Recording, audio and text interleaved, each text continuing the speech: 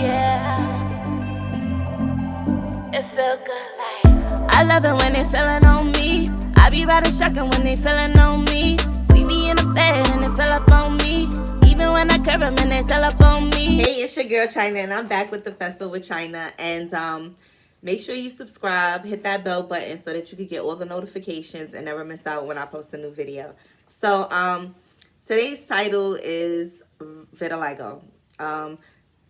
Today I'll be talking to you about my vitiligo, and I decided to wear this cute little face mask I got last week, so that we can focus in on my eyes during this video.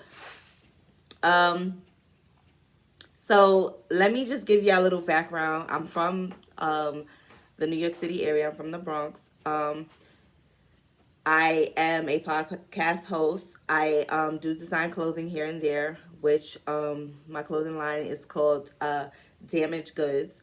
I actually started that clothing line when the pandemic originally started in 2020.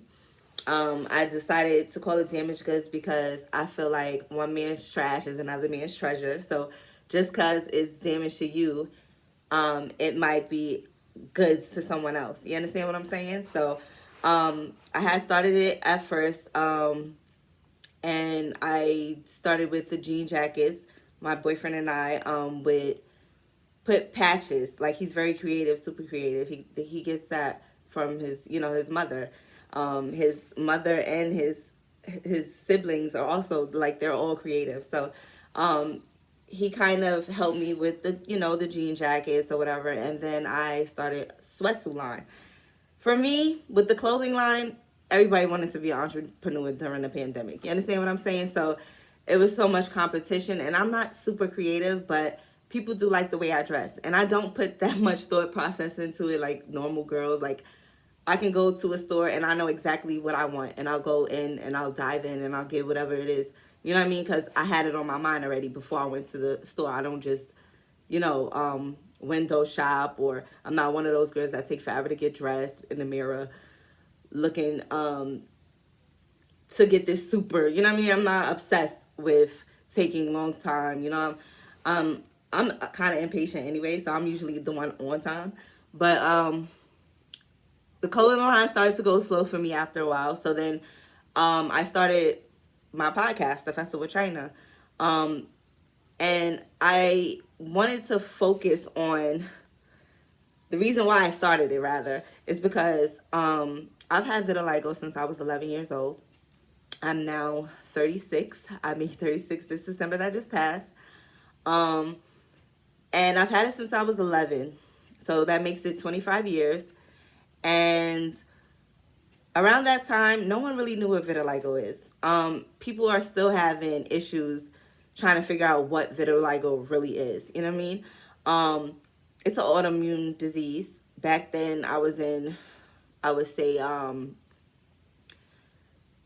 junior high school when I got it. It was like you see how small it is now? It was huge, like white circle. Well, it started off this small, I'm not gonna lie, and then it got huge, like big raccoon eyes. And at first, it looked like a sunburn. It wasn't as white when it first started. Gradually, over time, it was like the skin was wearing off overnight. I would wake up, and every few days, I'd notice that it was either it was spreading, or the vitiligo was getting pure white, right? At first, my mother thought it was a sunburn, so she didn't automatically, it was no raise for suspicion. She just thought it was a sunburn. Back then, a lot of people used to get blemishes during the summertime. It happened during the summertime when it first started. Eventually, as it started spreading and getting more pure white, my mom decided to take me to a dermatologist, where I was diagnosed with vitiligo. Like I said, around that time, not too many people have vitiligo. Nobody really knew what it was.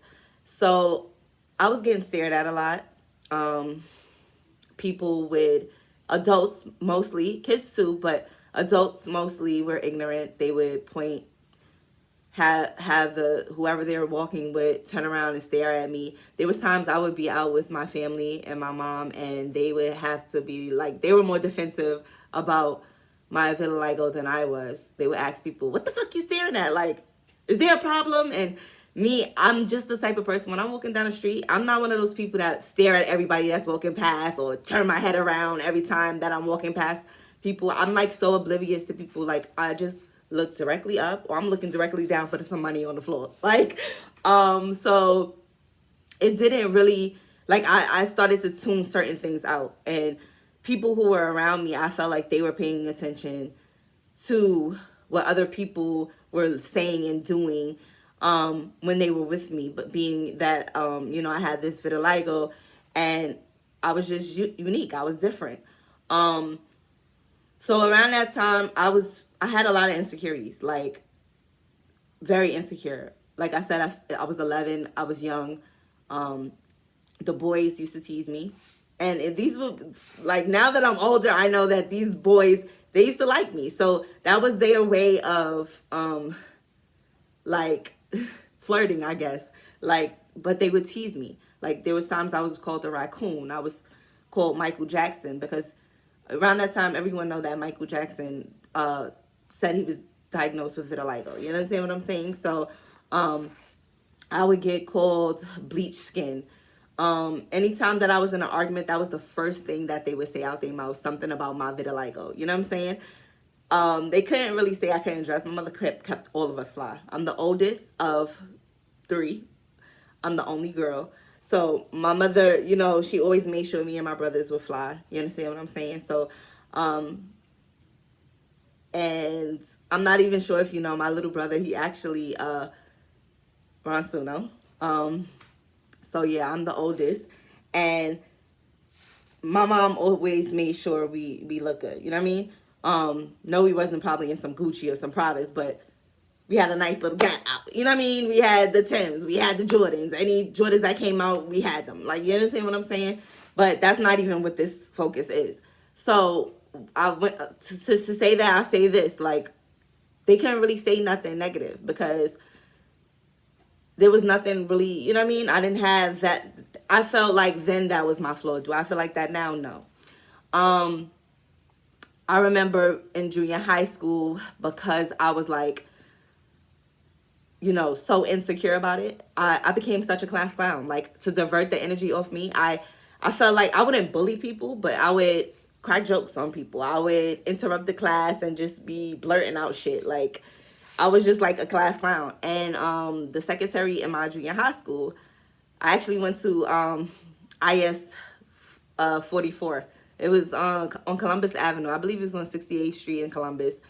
It was inside of Columbus Academy was the name of my school, but it was inside of the like a alternative school called IS 44. And I remember the secretary in the school. My mom had to come to school one day because I was in trouble. So she was in the office. My mom was in the office at the time, and the secretary was like, "Can you call your mom? I want to speak to her." So I'm thinking, damn, she want to tell her more bad news. But she eventually told my mother, like, I know something that can cover her, that's for her skin condition.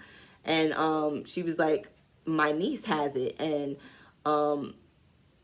you can definitely get it. It's like it's a little expensive, she told her, but it's called Dermablend. So back then, when I was when she told my mother about it, Dermablend was inside of Macy's, and everyone knows Macy's is not that expensive. They have, but they had a makeup section. So my mother looked into it, and I'm gonna say back then, like, I looked this so ridiculous. Like, the makeup was orange, like not matching my skin at all. Like, you could see I have this fair brown. I mean, I'm conflicted. People say that I'm light skinned. I always be like, no, I'm brown skin, only because the skin is darker than the vitiligo that's here. So I think we tried it about 3 or 4 times with different, makeup artists at Macy's or whatever, trying to match my skin, and we found something the closest. But because my skin is like a tricky color, we would have to mix the dark color with the light color. Eventually, that's what it came down to. And I would at first my mother would apply the makeup. So I would it takes a lot. You know what I mean? She has to work. And I would have to get up at a certain time in the morning for her to put, apply the makeup until it was the time where I just got frustrated. Like I got tired of waiting around for her, and I just started figuring out my own thing and how to apply it myself. And when I tell you I would not leave that house, I would not leave the house, not even go to the store, not even go to the laundromat, not even go to throw out garbage without applying makeup to my face. There was a period of time where I would apply makeup to areas on my legs, my elbows. And yes, it would get on my clothing. It would get on other people's clothing. It would either wipe off when I'm sitting in certain areas. And I'm telling you, it was super ridiculous. Like I would not go, like I said, to not even the incinerator without wearing makeup. So I was really, really, really insecure about it for years. It took a minute to apply it on my face. So I would have to set out like at least a half an hour before, you know what I mean, I get dressed. So I could at least apply the makeup or whatever the case may be. And even then, the makeup was off. It never, like I said, it had like an orangey tint, even with me mixing the darker color with the lighter color. Like the makeup Dermablend, I feel like it didn't have that yellow tint that I needed back then. But I still wore it, and it still didn't fully have full coverage. It says full coverage when you go to look at, the details of the makeup and what you could apply to freckles, scars, all types of stuff. And I wore that makeup brand for a few years until my 20s. I had started wearing a coverage from Sephora where they would actually scan your skin, match it or whatever, and that was actually the closest to my skin. But like I said, it was never full coverage. Like you could still see a little bit of the lining. Like it felt like it was like somebody drew the white circles on my face because you could see where it ended. And for years I used to just think that if a guy liked me or if a boy liked me, like I felt like I had to talk to them because I was so insecure about my skin. You know what I mean? And when I tell you, there's times I had relationships and that would be the first thing they say. You Michael Jackson, bitch. You're bleached skin, you raccoon, you're ugly. Like I've had boyfriends say abusive shit like that, like verbally abuse me about my vitiligo. In the summertime, I would never, ever, ever, ever go outside in shorts. I would wear everything that's long pants, socks that would cover my legs. Like, it would be times my friends or my family would be like, yo, you're not hot. Like, you're being ridiculous. You're so beautiful. And I would not go outside without covering it. Like I said, I even tried to put makeup on those areas on my legs. And it just looks so ridiculous. Like, my mom didn't understand because, like, it's new to her. You know what I mean? She tried the best that she could to help me with my insecurity. But it's just like no matter what anyone said to me, whether it was a boyfriend, a friend, a family member, them saying I'm beautiful, I just felt like you didn't have it. You don't have it. You know what I mean? So you're just saying that to make me feel better. Like really didn't. It's not that I thought I was super ugly. I just thought vitiligo was weird. I thought it was strange. I cried. Like, why me? Like, nobody really had it. So it was just like I felt so out of place. Then when I was living in, because I used to live on Fulton Avenue in Claremont Parkway. I remember I was the age 8 to 16. There was a girl there named Chyna. And I remember, because when I moved there when I was 8, I didn't have it. I had it, vitiligo started when I was 11. And she was around that area before I even got my vitiligo. And then I remember when my vitiligo first started, like, she kind of helped me, but she never covered her skin. And her skin would either get dark and then, get dark during the summertime and then fade back to white. And she would have the black and white, patches during the winter time. And she never covered hers. And it probably was insulting to her that I covered mine. I know, and I never thought about it. Like, Never. Like, I would have boyfriends and not even take my makeup off. Like, I had two boyfriends in my life where they would, like, literally wipe my face off with a washcloth when I would come to their mom's house because I would have makeup all on their mother's sheets and their mother start complaining and stuff like that. Like, I'm telling you, I did not go nowhere without the makeup. I did not take it off. That's how insecure. Like, I would, to have sex, I would want the lights off. Like, I'm telling you, it was just so ridiculous. It took me 4 years ago to stop wearing makeup, to stop being insecure, to stop being self-conscious. And I know this is going to sound crazy, but it was one night I was hanging out with my friends, and I was lit. I was lit the next day. And this is not my first time drinking or nothing like that, but I don't know if it was God. I don't know if it was the drinking, you know what I mean? The smoking the weed. I don't know what it was. The strain of weed it was, but the next morning I woke up with a hangover, and my makeup had obviously come off because I'm in the comfort of my own house or whatever. And this is probably a year after I've been in my own crib and left my mother's house. And I was in the mirror the next morning after being so lit. And I just stared at my face. I just stared at my face. And as you can see, the vitiligo isn't that bad, right? But I've covered it so much that I forgot how it looked underneath. Like, I never really paid attention to the vitiligo. It was just a routine to put the makeup on that I never really looked at my face without it and was like, yo, I was just looking in the mirror just like this. And I was just like, oh my God, it actually looks pretty. It actually looks nice. Like, what is wrong with me? And for about an hour, I contemplated, like, and this is around the summertime. Mind you, for all those years, I would not wear shorts or none of that.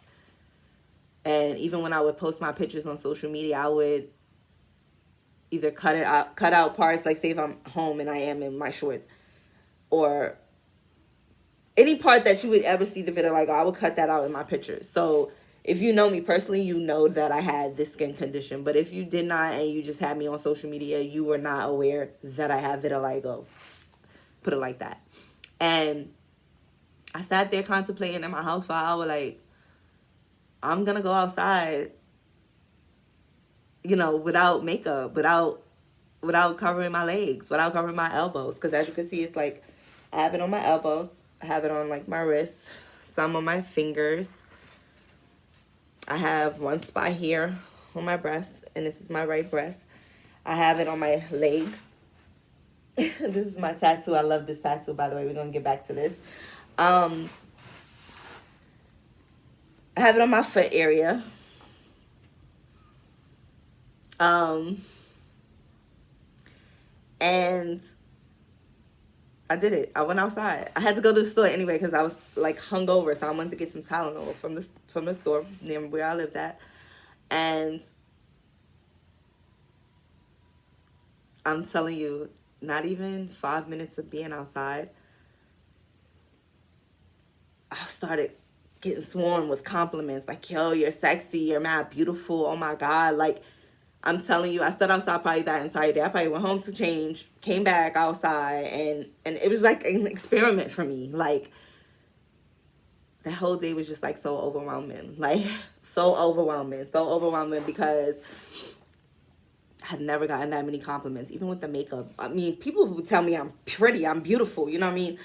Guys who are attracted to me, but it was just like women, all types of people like, yo, you're so beautiful. You look so exotic. Like, and from that day forward, I stopped wearing makeup. Like, I don't even want, like, say if it's my birthday, I don't even want to go to Sephora or MAC for them to cover this vitiligo. Because I'm in the mirror every day, confident as fuck. Like, yo, I look good. Like, you know what I mean? And what I want people to realize is just because you're telling me I'm beautiful, I got to know I'm beautiful. You know what I'm saying? I got to feel secure about that. People have to understand, you know, until it's you, you can't tell somebody how to feel. And like I said, I've never wanted to cover my vitiligo. I even in the summertime never ever, you know what I mean, want to feel like I want to cover up my legs. Like I said, I could go down the block, just one block.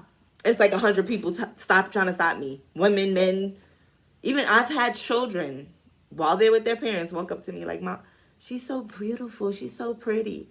Like I've had family members over the years tell me I should model, and even that I just was like insecure about that. And then Winnie Harlow, I'm not gonna lie, is part of the reason that I started to feel the confidence. Well, like I seen so many people how they would gravitate to her, and I'm like, yo, I'm bugging. Like, you know what I mean? I've had it since I was 11, and I'm sure she probably has too. I've never really looked at her background story, but that kind of hyped me up too.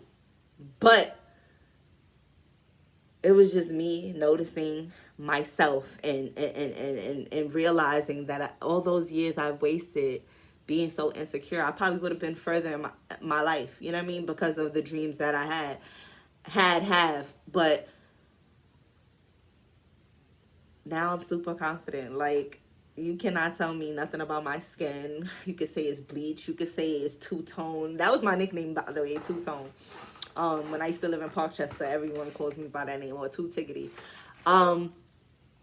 You can't tell me nothing about ugly wear, because I'm going to just think the bitch is delusional or the nigga's delusional, period. But,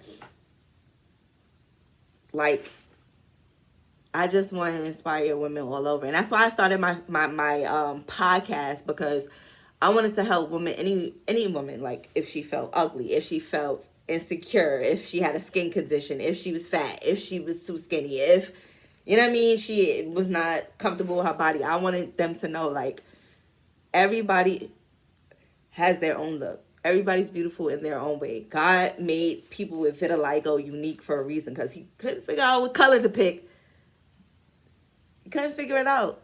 But he made us all beautiful. Like, and I want people with vitiligo also to know, like, because I've been in like support groups on Facebook where they're busy posting the cure, like, and so many people are just so insecure. And these are adults, these not even children. And I'm like, how can these people teach children or help them with their self-esteem if they're not even comfortable in their own skin? You understand what I'm saying?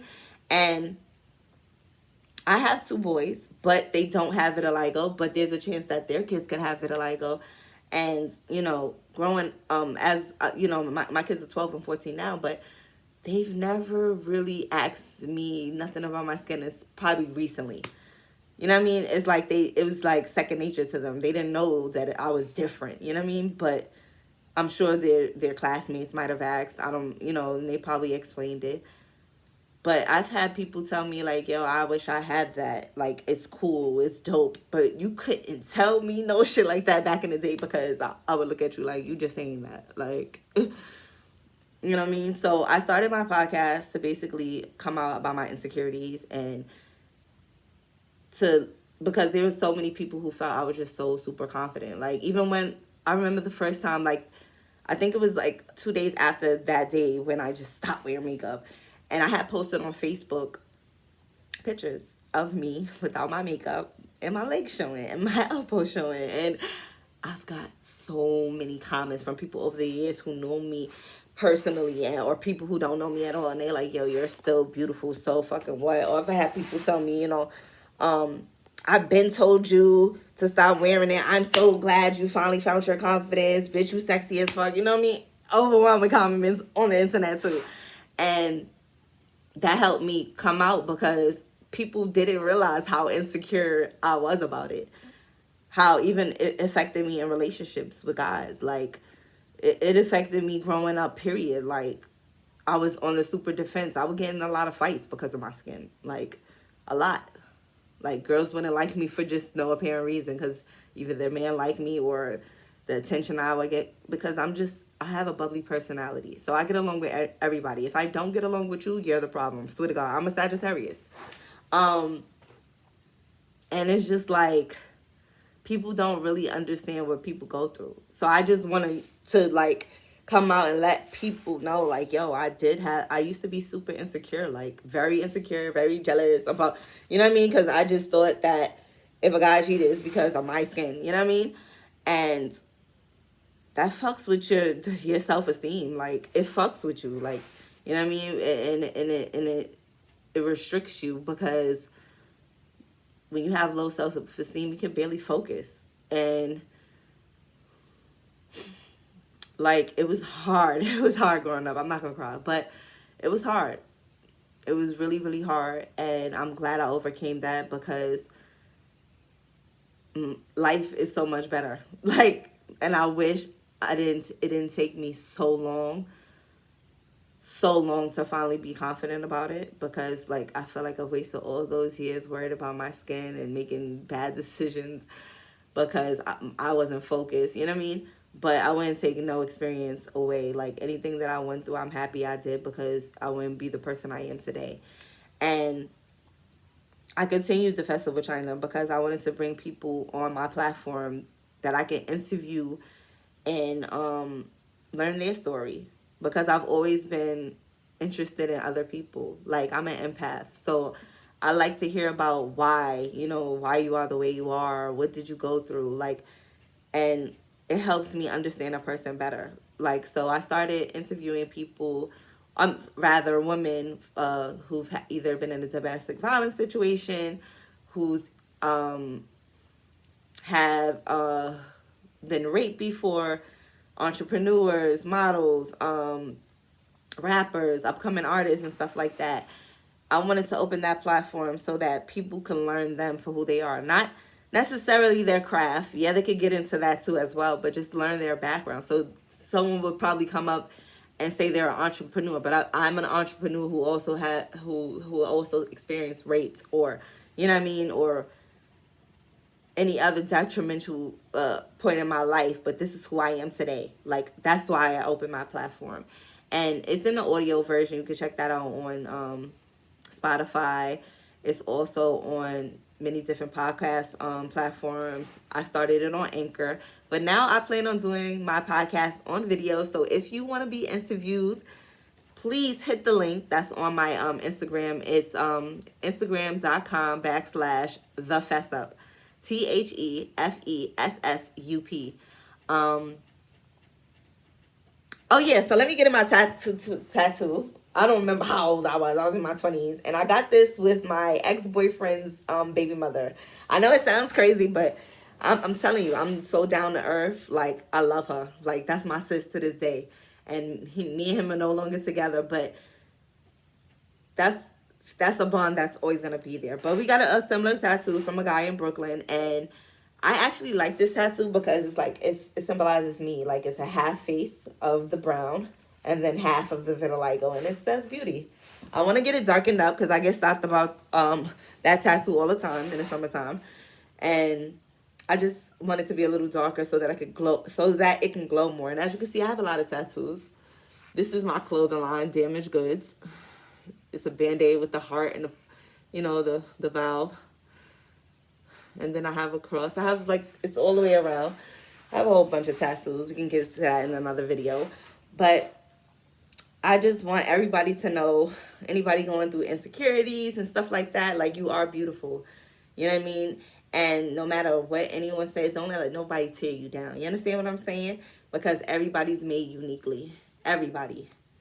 And I love you guys. If you have any questions, leave it, comment below, and I'm gonna answer them promptly. If you want to be interviewed, you could email me at ChynaTheFessup@gmail.com. That's C as in Charlie, H as in Harry, Y as in yellow, N as in Nancy, A as in apple. The THE Fessup, F as in Frank, ESSUP @gmail.com. Thanks you for tuning in, and I hope you guys enjoyed. Even when I curve them and they still up on me. Even when I curve them and they still up on me. We be in the bed and they still up on me. It's shy on the track like yeah. Chop on the track like yeah.